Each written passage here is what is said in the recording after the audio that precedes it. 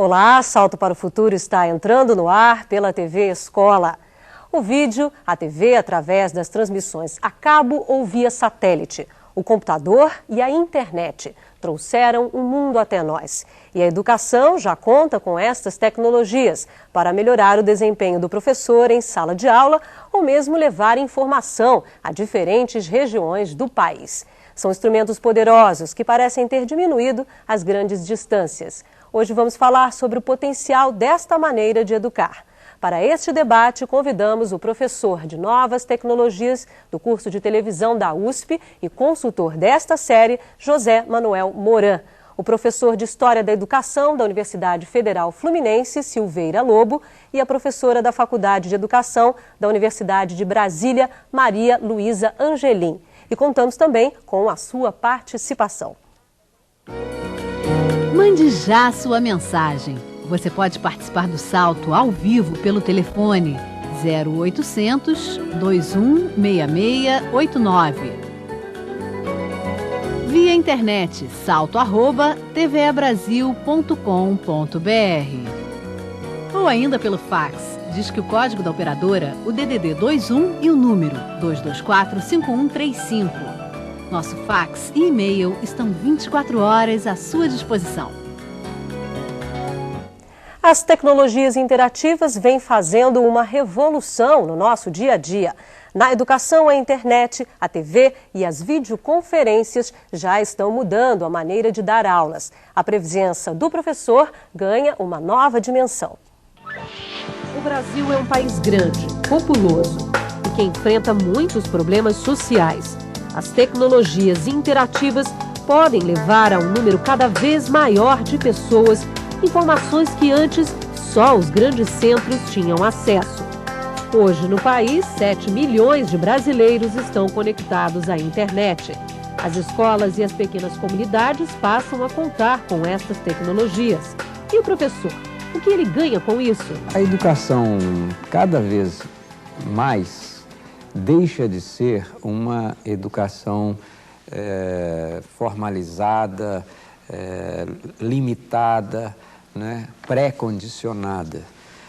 A revolução científica, as revoluções nas técnicas de comunicação, a informática, a internacionalização da informação e do conhecimento fazem com que a educação traga aportes absolutamente novos para os professores e para as escolas e alunos, mas também constitua desafios novos no sentido de você estar atualizado.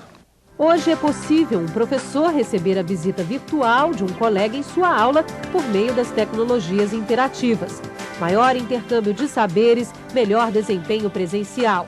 Professores e alunos vão entender a aula como um espaço para trocas e pesquisa. O professor se torna um incentivador na busca do conhecimento. Cheguei a ter mais de 30 mil jovens no Rio fazendo educação à distância. Educação à distância é para quem não pôde ir na escola na época apropriada e pode estudar em casa. Na Europa, em geral, é para maiores de 23 anos, que estão em casa, quietos, já tem muito mais tempo que um jovem de 18 anos e mais disposição. E o fato é que a educação à distância dá curso de qualidade igual, se não melhor, do que a chamada educação presencial, que é de frequentar escolas. A educação à distância está trazendo uma grande contribuição para melhorar a formação do magistério. No Brasil, existem 100 mil professores que não completaram os estudos.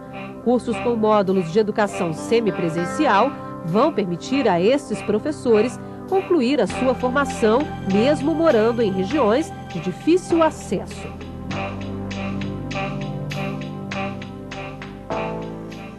Bom, professor Moran, gostaria que o senhor começasse o debate explicando o que diferencia a educação presencial da educação à distância. Nós vimos aí no vídeo várias formas de que formas essa educação à distância pode ajudar a presencial, né? Mas o que diferencia uma da outra? Bom, fundamentalmente que a educação presencial é feita no espaço físico, na sala de aula. E à distância você não tem uma sala de aula normal. Mas esse conceito hoje está um pouco mais complicado, porque uma parte da educação, mesmo a presencial, começa a ser feita também no que chamamos ambientes virtuais. Quer dizer, podemos encontrar-nos, além da sala de aula, em outros espaços, seja através principalmente da internet, de programas que nos permitem reunir-nos, comunicar-nos, falar em outros espaços. Isso também afeta a educação presencial. Mas a educação à distância, fundamentalmente, é poder estar aprendendo com professores mediados por tecnologias e distantes fisicamente. Esse é o conceito fundamental. Agora, eu acho que as pessoas têm uma certa dificuldade, ou talvez desconheçam, né, esses conceitos chaves, né? Presencial, semipresencial, educação continuada. Eu acho que a gente podia destrinchar um pouco esses conceitos para o nosso público. Professor Silveira. Acredito que é importante termos conceitos, mas não nos aferrarmos muito a eles com distinções muito fortes.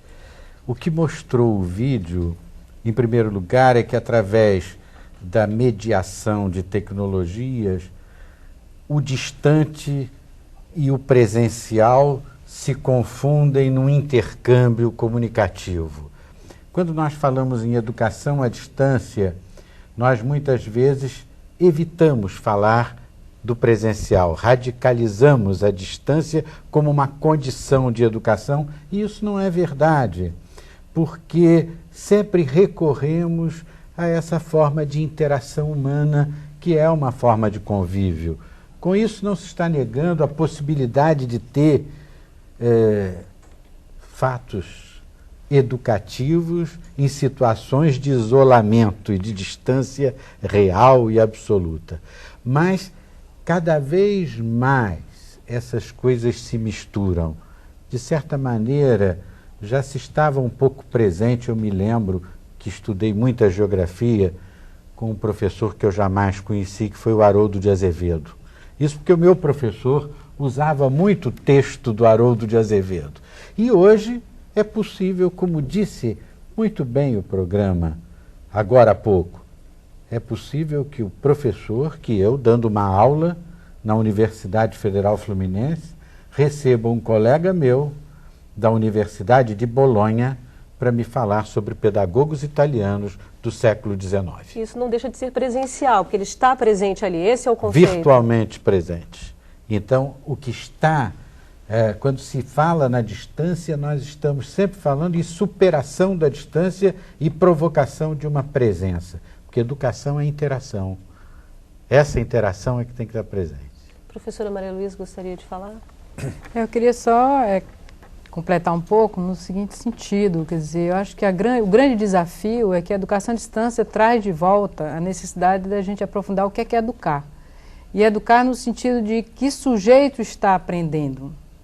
E como esses sujeitos têm nos seus ciclos vitais diferentes maneiras de aprender, as tecnologias nos trazem como educadores o desafio da decisão criteriosa de uso apropriado das tecnologias. E dentro dessa decisão, o que sobretudo hoje se coloca é a possibilidade de um coletivo interagindo. Ou seja, não é mais a relação professor-aluno estendida, mas é sobretudo alunos e professores em diferentes lugares, trocando e conseguindo, nessa troca, construir conhecimento novo. Esse é que é o grande desafio que segue, né, mais ou menos, né, o que já veio sendo colocado com a contribuição do Moran e do Lobo. Tá certo. Professor Moran, eu ainda gostaria de insistir na questão de explicar um pouco melhor esses conceitos, né? Eu acho que são conceitos que não são muito conhecidos. Do que é semipresencial, do que é presencial, até onde vai um, até onde entra o outro. Bom, educação presencial é dentro de uma sala de aula, professores e alunos juntos. Semipresencial significa que em determinados momentos estamos juntos todos e em outros momentos estamos separados fisicamente, geograficamente, mas conectados, de alguma forma interligados, interagindo. E a distância significa que predominantemente nós estamos distantes fisicamente, mas conectados, podendo interagir. O conceito de educação à distância muda um pouco daquela ideia de isolamento para a ideia de interação. O grande foco atual é a possibilidade de, com tecnologias mais telemáticas, poder participar. Há um outro conceito que é educação contínua ou continuada, que tanto pode ser feita fisicamente juntos ou à distância, que significa nós temos que estar continuamente reeducando-nos, educando, aprendendo em todas as situações, tanto professores quanto alunos. Significa que ao longo da vida estamos sempre aprendendo. Então há processos hoje de ensinar e aprender continuamente. Isso tanto pode ser feito de forma presencial ou virtual. E temos também esses modelos, que vamos dizer assim, de cursos, que são de educação à distância pura, vamos dizer assim, tipo Open University ou a UNED da Espanha, que são instituições voltadas só para a educação à distância, e há outras, por exemplo, universidades que são mistas, que oferecem cursos de educação regular, convencional e à distância. Então nós podemos ter, normalmente o modelo que vai predominar é o da universidade, que trabalha como presencial, com cursos semipresenciais e com cursos à distância. Só que essas três áreas estão se misturando muito. Você pode fazer um curso predominante presencial, com alguns módulos semipresenciais, cursos à distância com alguns momentos presenciais. Então, esses conceitos são um pouco para entender, assim, para situar-se. Ok. Nós já temos uma ligação, é a Janaína de Friburgo.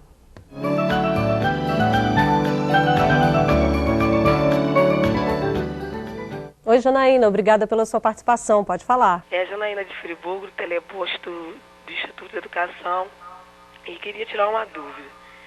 Como que a gente vai falar de tecnologia num lugar onde não chegou luz, as pessoas, os professores no caso, só tem primeiro grau e fica tão difícil você alfabetizar num lugar assim? O que as pessoas aí têm a dizer para mim? Ok, obrigada, Janaína. Professor Silveira, o senhor gostaria de comentar? Eu acho importante essa pergunta da Janaína. Nós muitas vezes apresentamos as novas tecnologias de informação e comunicação como algo dado e existente para todos. Lamentavelmente, a tecnologia moderna, ela também segue os caminhos da exclusão. Muitos são excluídos da luz elétrica, do telefone.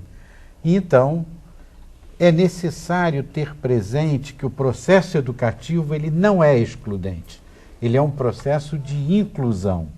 E a interação é a capacidade humana de desenvolver, né, esse crescimento em situações as mais diversas e até a buscar as soluções adequadas a essas situações. Então, veja, num lugar assim, outras tecnologias interativas existem e podem ser implementadas. Talvez não no tempo real que permitem as novas, mas num tempo muito breve.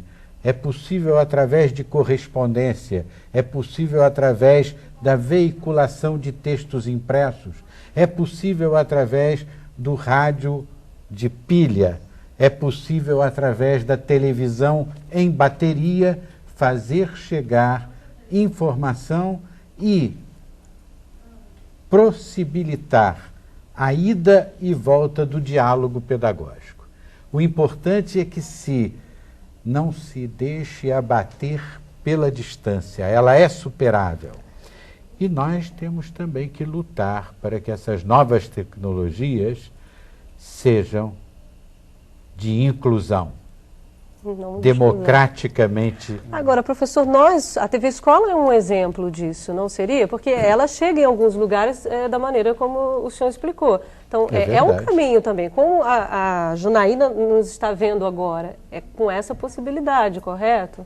A TV Escola é um exemplo disso.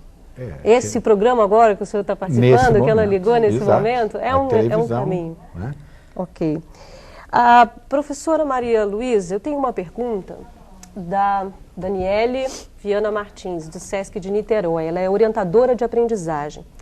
Sabemos da importância das novas tecnologias, mas para uma plena formação crítica, política e social, é indispensável a presença de um educador que contribua para a construção dessa consciência. Gostaria que fosse comentado sobre a importância do professor em sala de aula, mesmo na educação à distância. Acho que essa é uma preocupação clara do professor, de qual é o papel dele nessa educação à distância. Como fica o papel do professor, né? Eu acredito que exatamente, né, o professor, nesse momento, ele passa a ter que rever a sua relação não apenas com o aluno indivíduo, mas com o grupo de alunos no seu processo de aprendizagem. E a primeira postura que me parece fundamental é que o professor assuma a condição de animador deste grupo, animador no desafio de aprender. Em segundo lugar, que ele tenha uma capacidade também organizativa, que ele conduza o grupo a se organizar para continuar aprendendo. E na medida em que esse grupo cada vez mais se organiza para aprender, as suas perguntas serão mais qualificadas. E certamente que esse professor não será suficiente para toda a curiosidade deste grupo, que vai requerer outras contribuições, que vão trazer exatamente o desafio de dar acesso a outros professores, outros especialistas, outros estudiosos, que aquele professor especificamente pode não dar conta de tudo. Então, de fato muda significativamente, né, essa interação, mas muda sobretudo o desafio que se coloca ao professor nessa qualificação da pergunta do aluno. E é nesse sentido que me parece, né, estar presente também outras dinâmicas que não se reduzem apenas à informação que é mediada na tecnologia, mas dinâmicas que envolvem até linguagens, outras, né, gestuais, corporais e outras maneiras de comunicação que vão até o toque, no sentido de uma compreensão olho no olho, que não é substituível pelas tecnologias. Essa é uma discussão até que foi com a terceira onda do Alvin Toffler, né? Como ficariam as relações interpessoais, o olho no olho, num trabalho virtual, né? Como ficaria isso? Então, não é o papel do professor não vai ser eliminado, não é eliminado, né, professor Moran? Não, o professor não é eliminado, mas me preocupa que a apropriação que está havendo agora da educação à distância é pela tecnologia. As pessoas estão preocupadas em multiplicar formas convencionais de ensinar e aprender, quando o foco, tanto na educação presencial quanto na distância, é de mudar essa relação, torná-la muito mais participativa. Então, não é com a educação à distância que tem que mudar, é todo o processo de ensino-aprendizagem, é que ele deve focar muito mais o aprender do que o ensinar, ou o ensinar em função do aprender. E ao aprender, seja presencialmente ou à distância, o papel do professor muda. Ele é como colocou muito bem a Maria Luísa, ele é um intermediário, um mediador, é um orientador, é um gerenciador de aprendizagem, só que ele tem que aprender esse novo papel. Como fazer isso quando os alunos não estão todos eles juntos, como ele estava acostumado? Esse é o novo desafio. Me preocupa que ainda boa parte das universidades se preparam para colocar o conteúdo dado no presencial na internet, por exemplo, que significa pegar um curso e transportá-lo de forma quase literal a um outro meio, sem mudar toda a estrutura interacional, principalmente comunicacional. Isso aí é grave. Então, o papel do professor é fundamental dentro desta perspectiva mediadora. Adaptar o curso, né? Simplesmente seria também pegar o curso e montar um curso e botar na televisão, não? Que também não dá certo, né? Ok, a Nercy de Mato Grosso agora vai falar com a gente.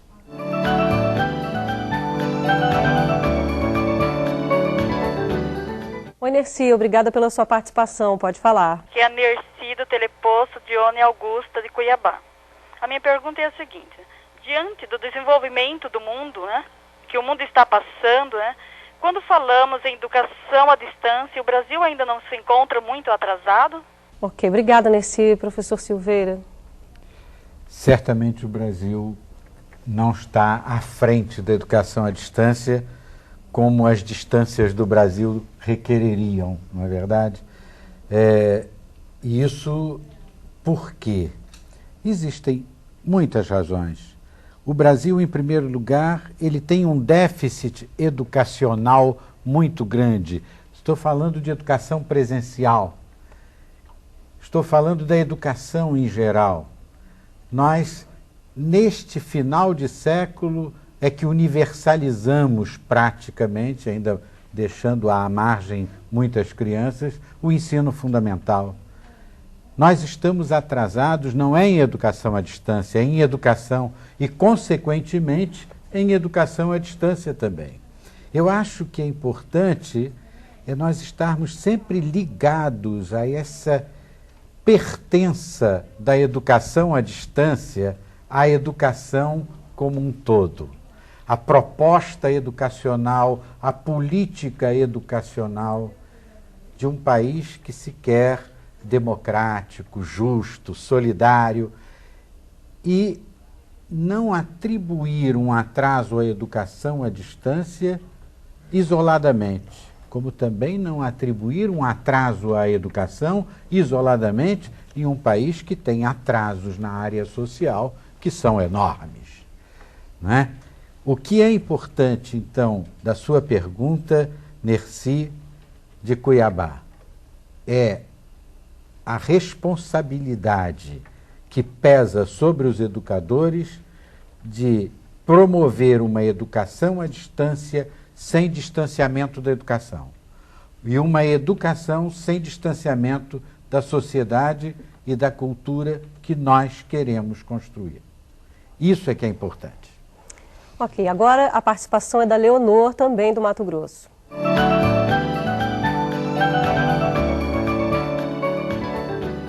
Oi, Leonor, pode falar. Aqui é do Telecurso Marechal Dutra, Rondonópolis, Mato Grosso. Sabemos que a tecnologia está bastante avançada no Brasil, inclusive a educação à distância. A nossa preocupação é a seguinte: será que com a educação à distância não vai deixar o aluno mais acomodado do que a educação presencial? Obrigada, Leonor. Maria Luísa, gostaria de comentar? A primeira questão é que nós estamos aqui falando de educação, mas ela também está dirigida a uma sociedade, e é a sociedade que a gente se propõe, como disse o professor Lobo, democrática, solidária, fraterna, justa. E a pergunta vem na direção de como que nós vamos dar conta disso, né? E, na verdade, esse presencial e a distância, o que ele vai exigir é muito mais do que aparentemente se coloca.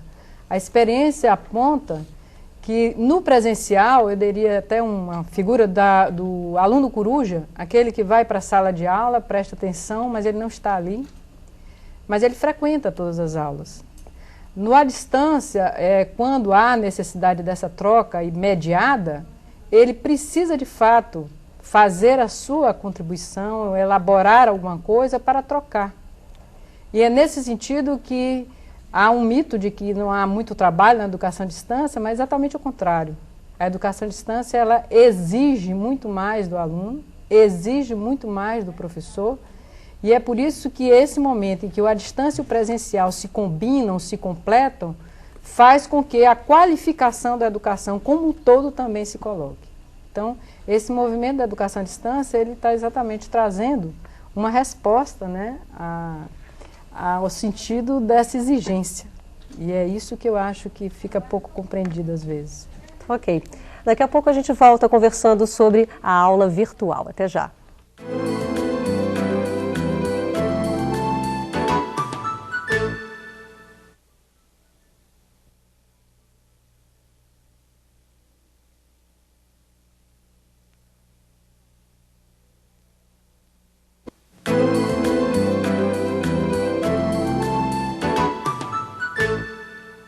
No início do programa, vimos que no ensino fundamental a participação do professor é muito importante, principalmente pela característica do aluno.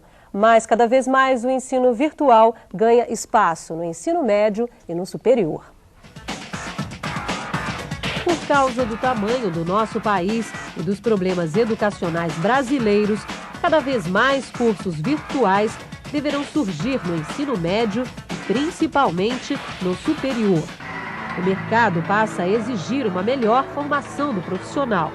A procura pela educação continuada aumentou. Nos últimos anos, iniciativas educacionais vêm se ampliando, inclusive com a participação da iniciativa privada. O projeto TV Escola da Secretaria de Educação à Distância, do MEC, também recebeu investimentos para atender ao aumento da demanda. A educação à distância é um caminho tentado há algum tempo. Ok. Professor Moran, eu acho que a dúvida de muitas pessoas, principalmente quem não conhece bem a fundo a educação à distância, é o que muda no conceito da aula, né? Como é? Tem tempo, não tem tempo? Tem um horário determinado? Quais são os rituais que fogem aos rituais normais da escola, né? Bom, há muitos tipos de aula e de processos de educação à distância. Eu queria falar um pouco destes novos que estão começando a chegar, porque são os que nos vão colocar alguns desafios maiores. Então, o conceito de aula muda em que sentido? Você pode recriar algumas das situações convencionais na medida em que você conecta os alunos com um professor em uma parte do tempo em tempo real e outra parte do tempo quando um quiser. Então, por exemplo, quando um grupo de alunos tem internet, que eu sei que não é a situação da maioria do Brasil, mas para onde estamos começando a caminhar.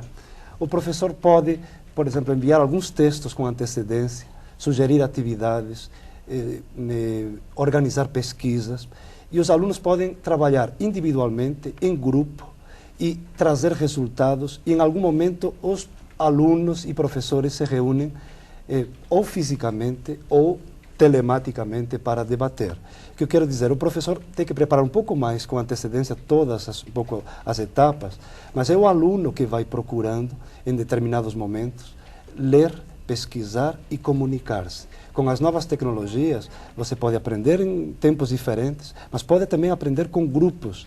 Eu oriento grupos de aprendizagem à distância hoje, que eles fazem trabalhos em grupos através da internet e depois colocam os resultados numa determinada página.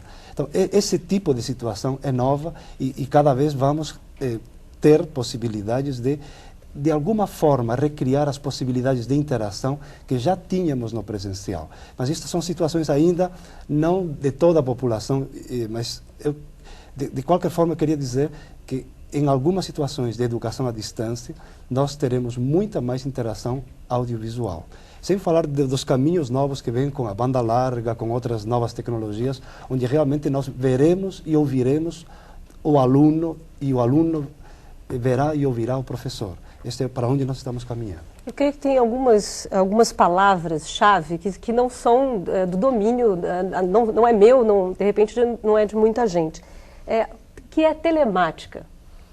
A telemática... Você falou ali, vamos telematicamente, o que seria isso? Toda a comunicação à distância, por exemplo, via redes. Por exemplo, a internet é uma rede telemática. Você está conectado através de linha telefônica ou de outras redes de fibra óptica, juntando pessoas que estão em lugares diferentes. Ok, nós temos agora uma ligação do Rio de Janeiro, de Paraíba do Sul, é a professora Samira.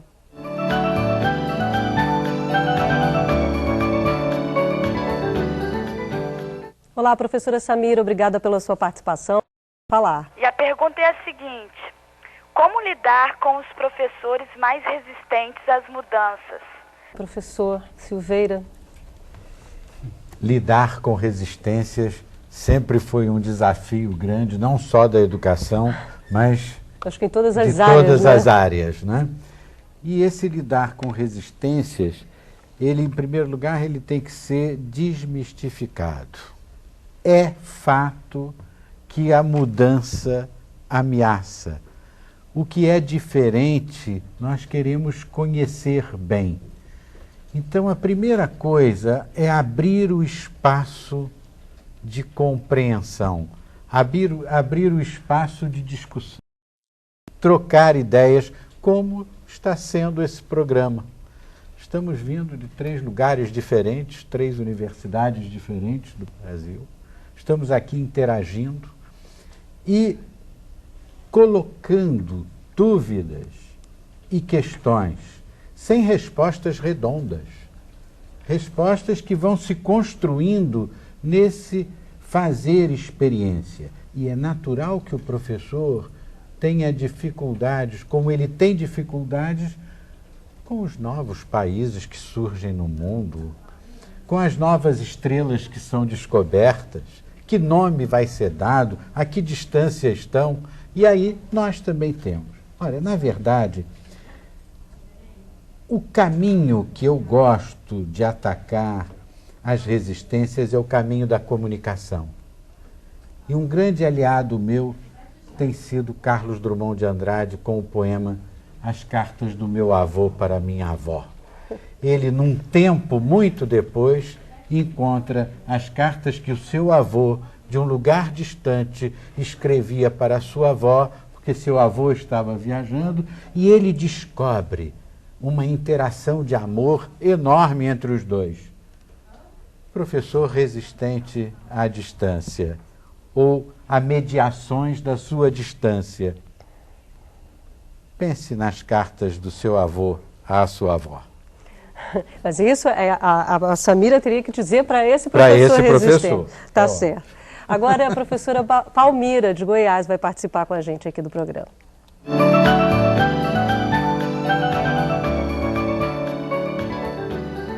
Olá, Palmira, obrigada pela sua participação. Pode falar. Eu sou multiplicadora do Núcleo Tecnológico Educacional de Anápolis e a minha pergunta é a seguinte: em se tratando de capacitação não presencial de professores, como garantir uma capacitação de qualidade quando a carga horária dos cursos é muito pequena em função da jornada de trabalho dos professores? Obrigada. Professora Maria Luísa, gostaria de responder?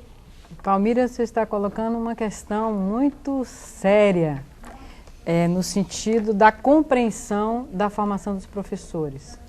No sentido de que, se para o professor continuar sua formação, ele precisa de tempo para estudar, é preciso também avançar, inclusive nas pautas sindicais, de que o professor seja remunerado no seu tempo de estudo, porque esta é uma condição da qualificação desse professor e da educação que ele pode proporcionar aos seus alunos. Então, de fato, a educação à distância, ela também convive, nesse caso, com a dificuldade das políticas públicas de formação de incluir como condição do exercício profissional o tempo de estudar. E é nesse sentido que, de fato, as cargas horárias não são compatíveis com essa necessidade do professor ter tempo também de estudar. Ok. Tem um e-mail da Maria José, do Rio Grande do Norte. Ela pergunta o seguinte: quais as estratégias que podem ser utilizadas na educação continuada, professor Moran? Maria José, há muitas estratégias, aí depende também do tipo de curso, da duração. Há cursos que são curtos, há cursos que são longos. Então, as estratégias fundamentalmente é motivar continuamente o aluno, estar em contato com ele, ter, se não é o professor, ter monitores que façam esse papel de ligação, porque deixar uma pessoa sozinha o tempo todo, ela tem que ter muita maturidade intelectual e emocional para fazer um trabalho adequado. E creio que quando falo destas tecnologias como a internet, etc., o que vão nos ajudar muito é a manter um diálogo constante entre professores e alunos. Você tem uma dúvida, você coloca. Coloca para o professor e coloca também para colegas através de que chama-se fórum ou listas de discussão. Você coloca questões para serem discutidas. E o professor, ele ajuda, ele incentiva. Depois também é importante hoje você disponibilizar o que os alunos colocam. Significa que os alunos produzam e os outros colegas vejam o que está sendo produzido. Então, seja num ambiente virtual, há programas que permitem colocar páginas, colocar trabalhos, que o próprio aluno, no meu caso, por exemplo, o aluno diretamente coloca suas contribuições ao curso. Mas o papel do professor de articulador, de gerenciador, ele é fundamental. Então, o que diria, a estratégia mais importante é motivar, incentivar e fazer com que haja uma interação efetiva entre os alunos e que divulguem as suas produções, as suas pesquisas. Um pouco do que nós fazemos aqui no Salto, ou o que nós fazemos aqui no Salto, é a educação continuada, não é certo, Sem professor? dúvida, sem dúvida. Ok. Em que a educação à distância pode contribuir para a educação continuada? É a pergunta do Renato, do Paraná, professor Silveira. Eu acredito que a educação à distância, ela é um instrumento fundamental nessa educação continuada. E nós vivemos em um mundo em que qualquer profissional, em qualquer área, está permanentemente necessitando de acompanhar o seu campo. E a verdade é que, se nós usamos uma mediação de tecnologia de informação e de tecnologia de comunicação com objetivo educacional, isto é, de fazer com que o sujeito se construa como conhecedor, absorva a novidade na sua área, crie critérios para distinguir aquilo que é importante e aquilo que não é importante no seu desenvolvimento pessoal, que é desenvolvimento profissional também. Eu acredito que nós estamos usando de esperteza. Nós não estamos desviando ele do trabalho. Nós estamos no trabalho dando a ele a oportunidade de ser mais apto, de ter mais segurança, de ter mais interlocução com o que acontece em sua área. Então, a educação à distância, ela tem tido no mundo um grande desenvolvimento naquilo que vem sendo chamado a educação por toda a vida, ao longo de toda a existência. Essa educação que se torna cada vez evidentemente mais necessária, dado o movimento de ideias. E aí, as estratégias, elas são variadas. Há determinadas coisas que nós não podemos simplesmente dizer resolvemos isso através de estratégias de educação à distância. Muitas vezes será simples estimulação para uma busca. Por exemplo, se nós pensarmos no campo da saúde, quantas vezes será necessário levar uma motivação estimuladora para a promoção de determinados cursos que necessariamente serão presenciais. Em outras áreas, nós poderemos suprir essa carência de atualização totalmente pela presença virtual, seja dos especialistas, seja também dos fatos e dos fenômenos, dos processos, porque eles podem ser mediatizados. Por exemplo? Por exemplo, nós no Salto para o Futuro. Se olharmos o que acontece nessa mesa, vemos que você tem um notebook na sua frente. Você está recebendo aí os e-mails que estão chegando através da internet, em tempo quase real. Você nos lê. O que é isso? Essa pessoa, nós não estávamos falando, eu agora falei sobre isso porque você pediu o exemplo, mas essa pessoa está vendo que aqui é uma fonte de informação. Você não está respondendo porque você tem uma tarefa que é coordenar os professores que estão na mesa. Mas, do contrário, você poderia estar respondendo e essa pessoa via que existe um novo meio de comunicação. Isso criaria uma nova forma de interação. Esta pessoa, pelo simples fato de estar vendo um salto para o futuro, ela está se atualizando, entrando em contato com realidades novas e que exigem dela novas aberturas de cabeça e novas competências, inclusive físicas, para acertar a tecla direitinho que vai chamar o e-mail e não mandar o e-mail. Tá certo. Professora Maria Luísa, eu gostaria que a senhora falasse um pouquinho do papel do professor online. Porque a gente ficou preocupado, né? Existe uma preocupação real do professor se essa profissão dele vai ser extinta, o que não é a realidade, mas e o professor online, o professor que vai trabalhar com educação à distância? O que se exige dele? Olha, nós estamos, inclusive, com uma experiência bastante interessante, né, na Universidade de Brasília, na Faculdade de Educação, e nesse momento a gente coordena esse curso com mais 12 colegas E esse curso ele é dirigido para 235 alunos no Brasil todo. E o que o professor online começa a se dar conta é que para eu, professora, ter 235 alunos, eu não tenho como responder um e-mail para cada um, mas eu tenho que criar estratégias que agrupem esses alunos e nessa condução do processo de aprendizagem dele, não só eu tenho que planejar muito bem toda a disponibilização de recursos que ele precisa para desenvolver as habilidades que na minha disciplina são necessárias, como eu compartilho isso com mais tutores. E que tutores são esses? São profissionais, professores, que estão comigo conduzindo a organização da aprendizagem desses alunos. O que há de novidade nesse professor online é que você pode estar em contato com, por exemplo, 235 alunos a partir de fóruns de discussão, onde já nesse curso que começou em julho, nós estamos há praticamente 10 meses de curso, nós já abrimos 22 fóruns de discussão em 6 disciplinas, que permite o exercício entre os alunos dessa troca. E que eles vão descobrindo, e o professor também vai descobrindo, e vai sendo alimentado, inclusive por desafios não previstos anteriormente. Quer dizer, a grande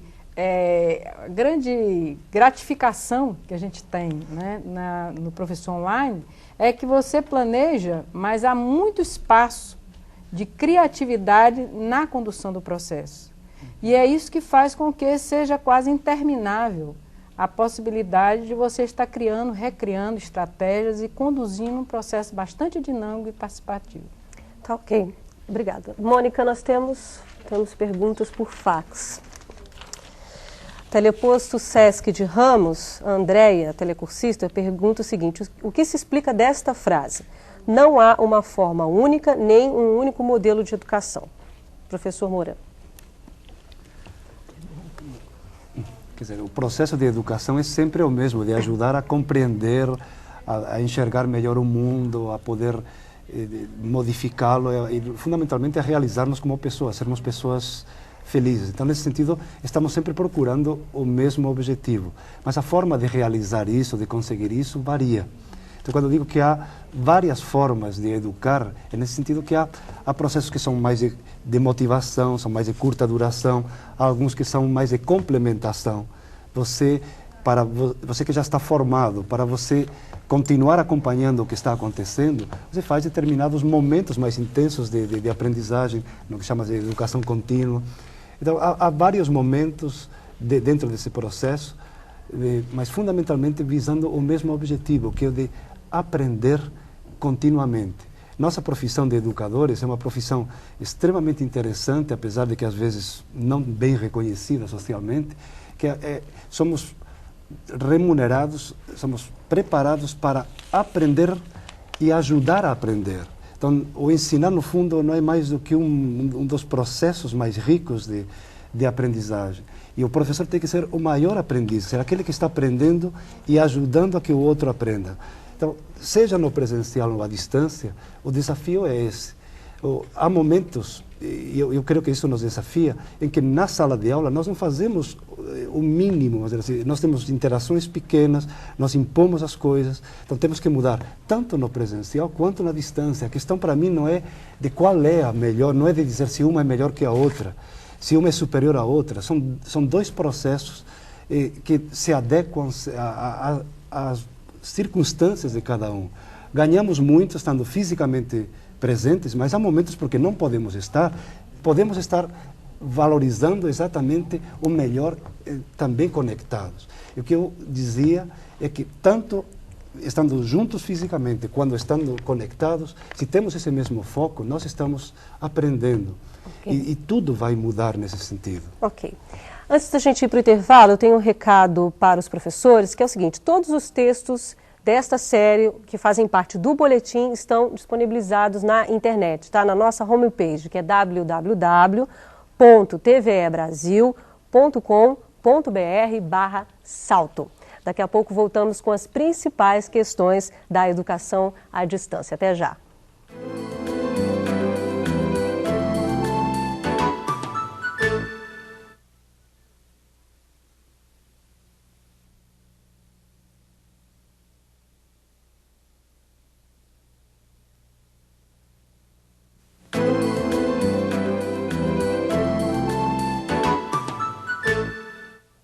que é educação à distância? É o que estamos discutindo no programa de hoje. A partir de agora, você fica sabendo quais as principais questões levantadas pelos nossos convidados. Quero começar pelo professor Moran. Quais são os pontos mais importantes que o senhor, sobre a educação à distância que o senhor gostaria de ressaltar? Bom, em primeiro lugar, que está mudando tudo na educação, tanto na educação presencial como à distância. Primeiro, essa ideia de educação contínua. Nunca vamos parar e temos o foco em aprender de forma significativa, ampla, fisicamente juntos ou conectados. Então, a primeira ideia da educação contínua. Depois, que a própria educação presencial, ela muda com as tecnologias, principalmente as tecnologias interligadas, as conectadas. Uma parte do que nós fazemos não vai ser somente estando juntos na sala de aula, mas também conectados. O professor vai poder enviar e receber mensagens e os alunos estarem interagindo entre si fora do espaço físico da sala de aula. E na educação à distância, antes era o aluno sozinho recebendo materiais e respondendo questões. Hoje é também alunos em grupo pesquisando, interagindo e trocando informações com professores e tutores. Então, a educação presencial está mudando, a educação à distância também começa a mudar, apesar de que ainda uma grande maioria, infelizmente, de universidades que optam por estilos conservadores de educação, no fundo, de colocar, por exemplo, na internet, no fundo, o pior da educação ou do ensino presencial. Então, creio que isso é o que vai mudar. Ok, professor Silveira, o que o senhor gostaria de destacar? Eu queria chamar a atenção, em primeiro lugar, para não uma preocupação específica com o tema educação à distância, e sim a educação à distância como um dos componentes da nossa grande preocupação com a educação. Em segundo lugar, lembrar que a educação, ela é uma comunicação especialíssima. Ela não é só comunicação, ela não é só transmissão de informações, ela é uma comunicação especialíssima. A mudança existente nas mediações da comunicação obrigam a educação a mudar-se, porque a comunicação humana mudou. Então a educação humana também muda. Mas essa mudança da educação tem algumas âncoras, né, que precisam permanecer muito claras. A primeira delas é que a educação se faz como um processo de interação, não um processo qualquer, um processo de interação interpessoal, mediado. Segundo, há uma relação de simbiose entre educador e educando, e os educandos se educam entre eles também. E terceiro, os meios têm que ser educativos. Ok. Professora Maria Luísa. Eu queria primeiro chamar a atenção ao fato de que nós estamos falando aqui de educação em nosso país. E pelas próprias perguntas, há a preocupação de acesso, de possibilidades tecnológicas. E há um dado muito preocupante de que nas últimas eleições de 98, 70 milhões de eleitores, portanto com 16 anos e mais, não têm o ensino fundamental. Isso é um dado que nos preocupa, porque são 67% dos eleitores que escolhem o projeto de sociedade que os seus eleitos irão praticar. E isso traz uma preocupação na educação à distância com relação ao acesso à educação básica. Então, essa educação continuada, que outros países, né, que já têm a educação básica resolvida, ela é uma questão apenas de estratégias de oportunizar a continuidade da formação. Mas, para nosso caso, há de fato uma carência, uma necessidade de atender a este mundo de 70 milhões de pessoas. E é nesse sentido que a pergunta sobre tecnologias e acesso, ela também tem um componente político.